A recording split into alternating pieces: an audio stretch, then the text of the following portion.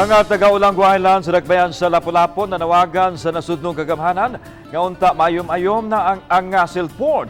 Kini ang 12 nga pantalan paingon sa Ulanggo Island apan nagusbat sa bagyong Odette. Si Luan Mayron Dina sa report.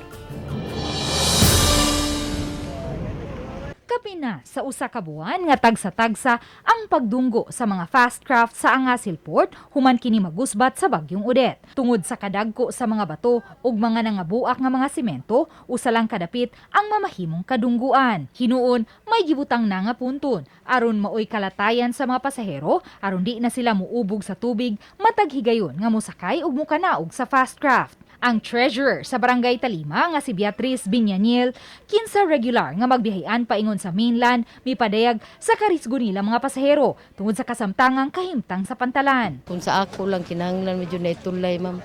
Kaya di ba yun na to, sama na ko na nabay ko edad. Di na to kay bawaan, inig-ana na to, masipya ta. Sigurado dyan ta matagak, may lang lagi kay naamay mo dawat. Kung wala dyan mo dawat, labi na nami karga, maglisto dyan mi. Sayod si Beatriz, nga way igong pondo ang lokal nga kagamhanan nga magamit sa pag-ayom-ayom sa pantalan, busa nanawagan siya og tabang sa nasudnong kagamhanan. Naalang yun antay mo tabang, labi na yun antang national, ma'am, kay ang lisod na karon ang city, ma'am. Kay tungod sa daghan kayo ang mga ayuda ba niya, murag na hapit-hapit na sa nuhurot ang kwarta, ma'am.